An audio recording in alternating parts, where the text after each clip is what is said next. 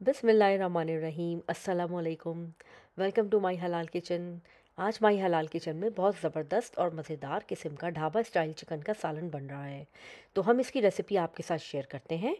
तो सबसे पहले हमने एक पतीली में तेल डाला और तेल डालने के बाद उसके अंदर 2 से 3 टमाटर आप मोटे मोटे चॉप करके इसके अंदर डाल दें। बस रफली ही चॉप करना है क्योंकि ये ढाबा स्टाइल चिकन का सालन है, तो इसमें हम किसी भी चीज़ को बहुत ज़्यादा नाप और तोल के नहीं डालेंगे।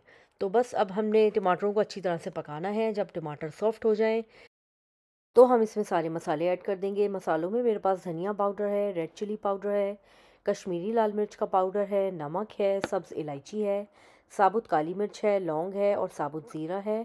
और इसके अलावा हल्दी और नमक है। नमक और मिर्च आप अपने टेस्ट के हिसाब से एडजस्ट कर सकते हैं।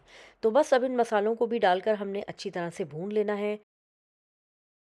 अब मसालों को हमने अच्छी तरह से भूनना है और जब मसालों में से ऑयल बिल्कुल हमें सेपरेट नज़र आने लगे तो उस पॉइंट पर मैंने यहाँ पे पहले से लाल हुई हुई प्याज तकरीबन आधा कप के बराबर डाल दी है।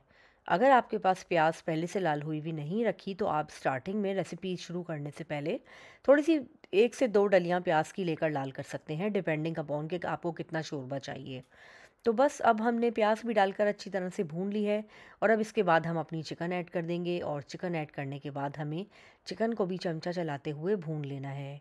जब चिकन भून जाए तो उस पॉइंट पर हम इसके अंदर दही शामिल कर देंगे। मेरे पास तकरीबन 1 कप के बराबर दही थी जिसको मैंने अच्छी तरह से फेंट लिया था। दही को फेंटना बहुत ज़रूरी है, अगर आप दही को नहीं फेंटेंगे तो इसके अंदर गुठलियाँ पड़ने का ख़तरा है। तो इसलिए दही को अच्छी तरह से फेंट के इसके अंदर डालें और फिर उसके बाद चमचा चलाएं और फिर इस पॉइंट पर अब हमें चिकन को गलाना है। चिकन में एक्स्ट्रा पानी डालने की ज़रूरत नहीं है क्योंकि चिकन का और दही का खुद ही पानी रिलीज़ होगा। अब हमें चिकन को बहुत अच्छी तरह से गलाना है। जब आपको इस तरह से महसूस हो कि चिकन अच्छी तरह से पक गई है और ऑयल भी सेपरेट हो गया है तो बस समझें अब आपका सालन बिल्कुल रेडी है।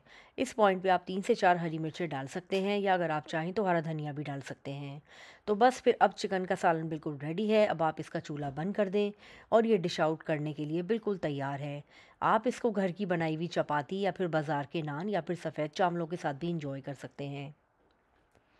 इस रेसिपी को ज़रूर ट्राई करें और अपना फीडबैक हमें कमेंट सेक्शन में देना मत भूलें। अगर आपको हमारी रेसिपीज़ अच्छी लग रही हैं तो आप अपने फ्रेंड्स और फैमिली के साथ शेयर करें।